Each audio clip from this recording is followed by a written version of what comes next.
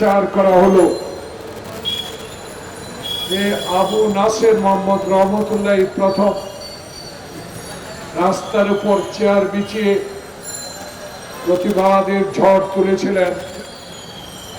সেই প্রিয় সহ বন্ধু জনাব আবু নাসের মোহাম্মদ রহমতুল্লাহ, যিনি নির্বাচিত হয়েও প্রিয় নেতা তারেক রহমানের নির্দেশে অবৈধ সংসদ থেকে পদত্যাগ করেছেন।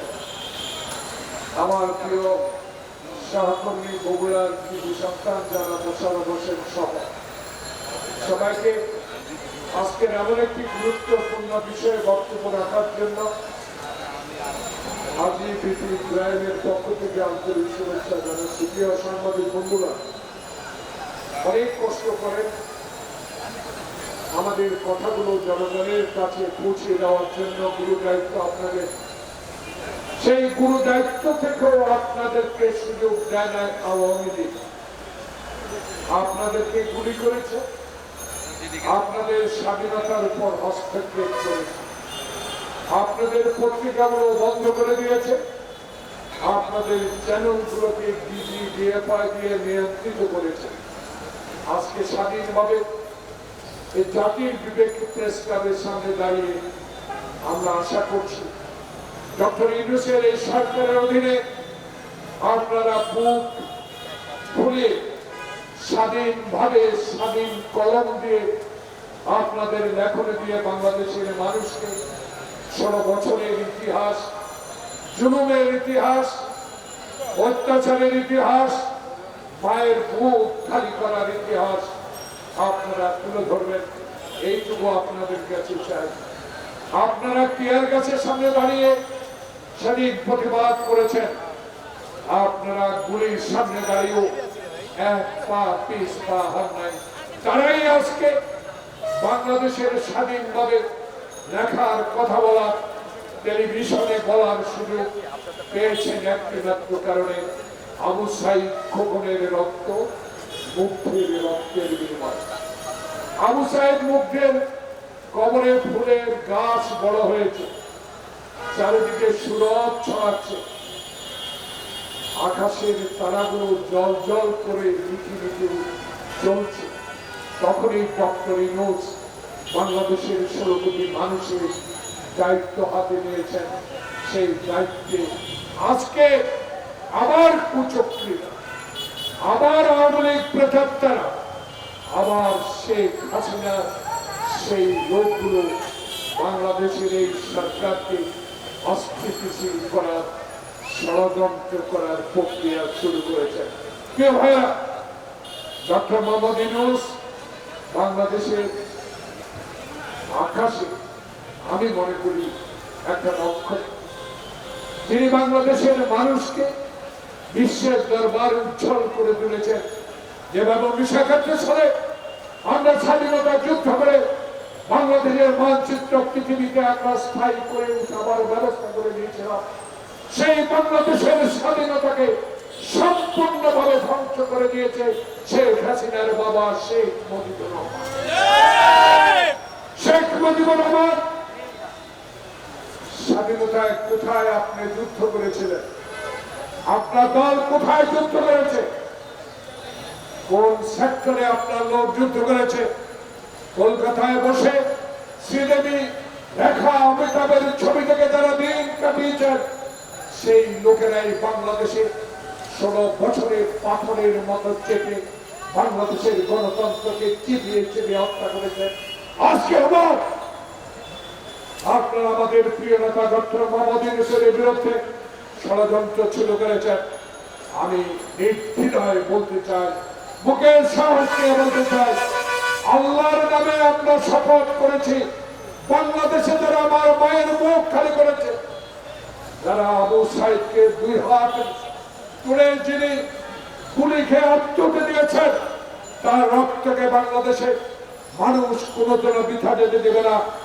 আপনারা যত ষড়যন্ত্রই করুন না কেন, আপনারা বাংলাদেশের মাটিতে আর কোনোদিনও আওয়ামী লীগের নাম নিয়ে আসতে পারবেন। আসার সেই সুযোগ আপনাদের নেই। আপনি যদি শেখ মুজিবের কন্যা হতেন, আপনি বলেন আপনার বাবাই বাংলাদেশ এনে দিয়েছে, আপনি বলতেন বাংলাদেশ আপনার, বাংলাদেশের জন্ম দিয়েছে আমার পিতা, তাহলে পালিয়ে গেলেন কেন? কেন 16 বছর বাংলাদেশে গণতন্ত্রের নামে অগণতান্ত্রিক কাজ করে কিছু পুলিশ কর্মকর্তা বেনজিরের মতো লোক দিয়ে বাংলাদেশের মায়ের মুখ খালি করেছেন? সেই ইতিহাস আপনার কাছে জানা আছে, বাংলাদেশের মানুষও জানে। তাই জয় একটি পত্রিকা আজকে দেখলাম, এক পাশে তত্ত্বাবধায়ক সরকারের কথা, আরেক পাশে জয়ের বক্তব্য। প্রিয় ভাইরা, 16 বছরে কি আমার নেতা তারেক রহমানের একটি কথা পত্রিকা লিখেছিলেন? 16 বছরে যখন গ্রেনেড হামলার মামলায় তারেক রহমানকে সাজা দেওয়া হয়েছিল, কেউ বুক খুলে কিছু লোক সেদিন কথা বলেন না। আজকে কিসের ইঙ্গিতে জয়ের মতো একটা পাগল, জয়ের মতো একটা অশিক্ষিত লোক, যিনি বাংলাদেশের মানুষকে চিনে না, যার নানাই চিনতেন না, যার মায় চিনতেন না, সেই জয় আবার বলে আওয়ামী লীগকে ছাড়া কিছু করার যায়। আমরা ঘৃণা করি, মানুষ আপনাকে ঘৃণা করে, যিনি অহংকার করে বলেছেন 3 তারিখে আমার মাটি, আমার মানুষ, আমার দেশ, আমার কোটি কোটি কর্মী আছে, বাংলাদেশ আমার জন্ম, আমি কোথাও ছেড়ে যাব না।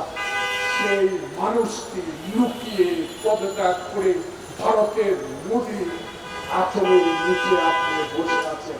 লজ্জা হয় না আপনার?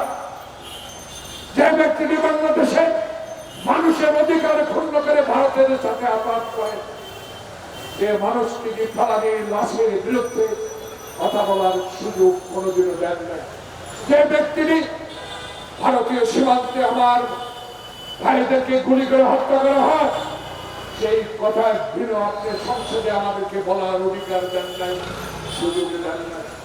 সেই নেত্রী আজকে দাপটের সাথে হিন্দুস্তানে বসে আছেন। মোদী সরকার আপনার বিরুদ্ধে কোনো অভিযোগ নাই, অভিযোগ একটা, আপনার অঞ্চলে আপনার পাহাড়ে থেকে বাংলাদেশের বিরুদ্ধে কথা বলবে আপনার স্বরাষ্ট্রমন্ত্রী। বাংলাদেশের মানুষ স্বাধীনতা অর্জন করেছে খালি পায়ে লুঙ্গি পরে, আপনার কথায় নয়। তাই বাংলাদেশকে যে কোনো কথা উচ্চারণ করা থেকে বিরত থাকে। বাংলাদেশের মানুষ সজাগ, তাই 2013 সালে যে চুক্তি করেছে, বন্দি চুক্তি মনে পড়ে, সেই চুক্তির অধীনে দয়া করে শেখ হাসিনাকে বাংলাদেশে ফেরত দিতে হবে। যদি স্বাধীন দেশে গণতান্ত্রিক দেশে প্রধানমন্ত্রী আপনি হয়ে থাকেন, বন্দি চুক্তি যদি আপনার সরকারের স্বাক্ষরে থাকে, তাই দেরি আর না করে বাংলাদেশে শেখ হাসিনার বিরুদ্ধে 500 অধিক মামলা হয়েছে, আজকে তাই তাকে হস্তান্তর করুন। কিন্তু দিল্লিতে বসে মামে চুক্তি করে বাংলাদেশের এই ডক্টর ইউনূসের সরকারকে আপনি ষড়যন্ত্র করবেন, বাংলাদেশের মানুষ কোনদিনও সেটা গ্রহণ করবে না। তাই বাংলাদেশের মানুষ যেইভাবে আওয়ামী লীগকে ঘৃণা করে বাংলাদেশ থেকে বিতাড়িত করেছে, আপনার বিরুদ্ধে হিন্দুস্তান ভারত মানুষ সজাগ হচ্ছে। আপনার গণতান্ত্রিক দেশের বিরুদ্ধেও আমরা কথা বলবো। ভাইরা, আজকে কয়েক মাসে নির্বাচন দিবে, কখন নির্বাচন হবে রাজনৈতিক দল সিদ্ধান্ত গ্রহণ করবে। ডক্টর ইউনূসের আমাদের বিশ্বাস, আমাদের দাবি, আমাদের আত্মবিশ্বাস আছে বিএনপি, কারণ আমাদের নেতা তারেক রহমান, আমাদের নেতা বলেছে বাংলাদেশে এমন একটি নির্বাচনের মাধ্যমে আমি বাংলাদেশের বিএনপিকে ক্ষমতায় নিতে চাই, যে নির্বাচন দিনে হবে, যে নির্বাচনে মৃত ব্যক্তি ভোট দেবে না, যে নির্বাচন কমিশন হাসিনার কথা নির্বাচন করেছে, এমন বিচার কোনদিন না আসে। আমার নেতা তারেক রহমানের বিরুদ্ধে 16 বছরের কথা বলেছে, খালেদা জিয়াকে জেলে নিয়েছে। বন্ধুগণ, কথায় কথা আসে,